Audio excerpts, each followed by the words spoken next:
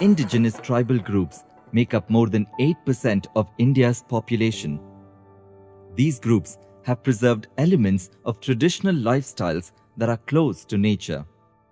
They have been the custodians of the environment for centuries, before the terms ecosystems, biodiversity, or even nature were coined.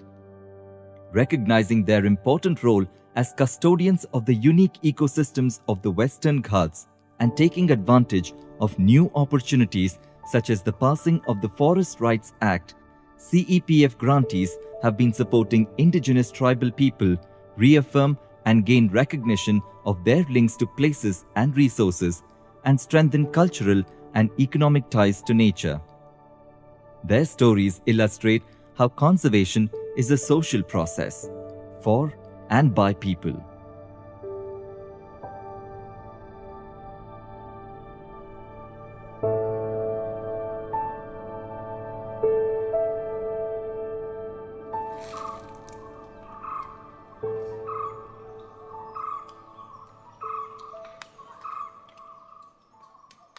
This is a valley in the foothills of the Nilgiris. We are working intensively with 4 tribal communities. The largest are called Panyas. Then we have the Vetakurmbas. Then we have the Katanayakans, and finally the Molukurmbas.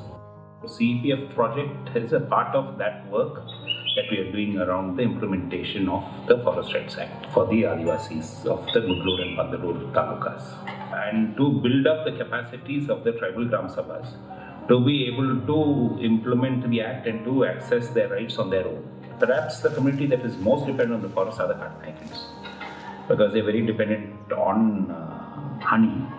They used to collect a lot more NTFP from the forest. This is an area where there is a lot of non-timber forest produce, especially medicinal plants. The Panyas are dependent on the forest both for food. They collect numerous tubers and leaves and plants from the forest for their food. The biggest problem we first faced was lack of knowledge on the part of the government and apathy on the part of the government as well.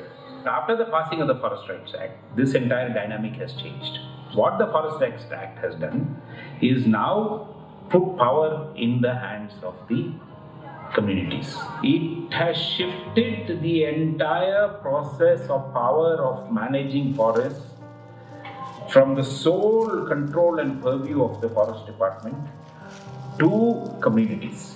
One of the primary rights is the right to the land which they are cultivating.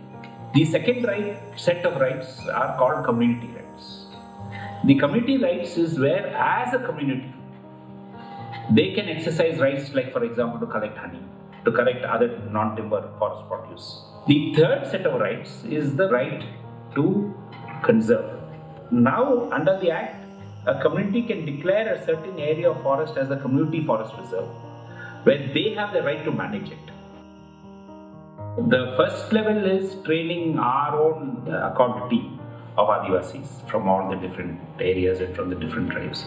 So they have been trained and are very well versed with the Act.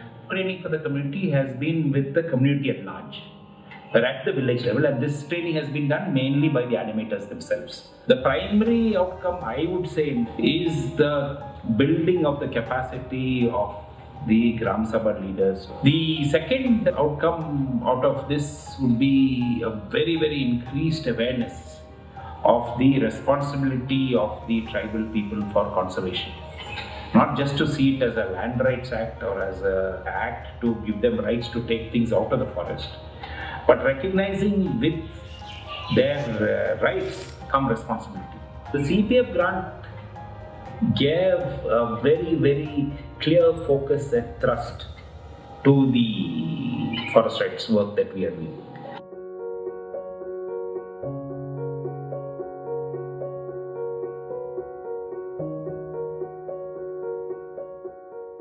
It's a really interesting landscape because it's got a huge amount of biodiversity and all different kinds of forest types that are found in India. And importantly, it's also got very interesting indigenous communities who live very close to these forest areas. We're trying to understand forest areas, rivers, different kinds of biodiversity, sitting a little far away in institutes or colleges and campuses, whereas we've not really given an opportunity to take on board the observations of local communities who live closest to biodiversity. Barefoot ecologists are people who we define as local people who have been trained in field ecological methods. And we've taken this definition a little bit higher to say that they're also people who participate right from the formulation of the question to the collection of the data. Our aim was to get local people involved in monitoring the health of the forests and to record and take them through a process of learning how to record their observations and document their observations. The data that has come in from the barefoot ecology work is about flowering and fruiting patterns of different trees around their village in the forest areas. It's about wildlife, where they've seen the wildlife. There's also data about how do people use the forest? What do they go into the forest for? What are they collecting? And what are they bringing back from the forest on a daily basis? Keystone has been the agency that has trained the barefoot ecologists and has also managed the data in many ways. Major outcomes to this project, I would say, was one, that the communities started to feel that they were part of the conservation process. This was also one way that they themselves and also the forest department started to feel that, okay, this is a method to participate in conservation. A lot of times more emphasis is given on the rights, but if we actually have a protocol for the responsibilities that communities can show, then it's a great way for people to be more positive about the FRA and see how important it is even for conservation. The way forward definitely is to get more people involved. CEPF funding has really been important to this way and to this project. The fact that when we put out this proposal to them, this was something that we hadn't tried out. This was fairly new. But only when you have that support from somebody can you really go forward.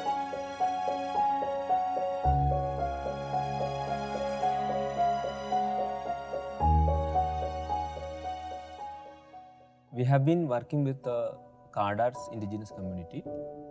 They are endemic to this Annamalai part. They are one of the ancient tribal in Western Ghats. They are forest dwelling community. So they usually don't practice agriculture. The private ownership of land for them is very up to limited to very few cents. They live in their settlements, but half of the year they will be in the forest. And they depend more on fishes and honey, black dammer for their livelihood and living. In 1988, we had a forest policy where all the right on land, right on resources has to be settled for the community. The coming of the Forest Right Act itself recognized right of all the indigenous people in India on their individual right. That means their right on the personal property and the community rights. So they can claim which area traditionally they are using or depending on. That area is called Community Forest Resource or CFR. But at the same time, the CFR vests a responsibility into the Grama Sabhas. They are the authority to protect and conserve through sustainable use of these forest resources. That means they have given a responsibility also along with the right to enjoy the resources, and they become one of the authority with the forest department. Their practices are one of the key to have this conservation in action. Involving community in conservation and monitoring would be the cheapest method to mitigate or monitor climate change. Hornbills are one of the rainforest species. They need big natural hollows to nest. So hornbill is an indicator of a good forest. They are also an example of human living in harmony with a very rich forest ecosystem. So we worked with the community, especially this Kardar indigenous people, to monitor the hornbill nest and monitor the rainforest. We moved from scientific monitoring to ecological monitoring, accepting their knowledge is also an important point of monitoring. We empowered them to use some scientific technologies, including GPS and monitoring protocols in local language.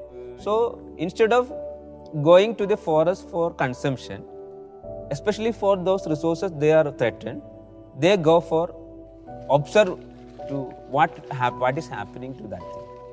And for that, the forest department is providing some incentives, and now it becomes a regular program. It is very important for us to have a support from an international organization.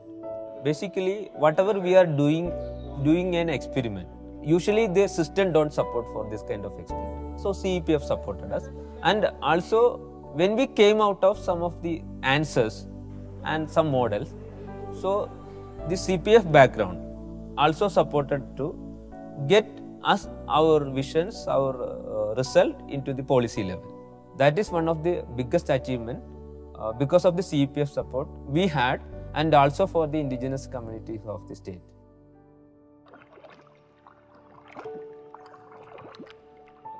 Through the work of these and other organizations, the role of indigenous tribal groups in conservation of the Western Ghats is being increasingly appreciated. Along with this appreciation is coming formal recognition of their rights to use and conserve forest resources and revival of traditional ecological knowledge and customary practices. The Western Ghats are as notable for their linguistic and cultural diversity as they are for their biological diversity. It is time to recognize that these two dimensions are indivisible and to search for solutions that foster both. To this goal, CEPF's grantees have been pointing the way.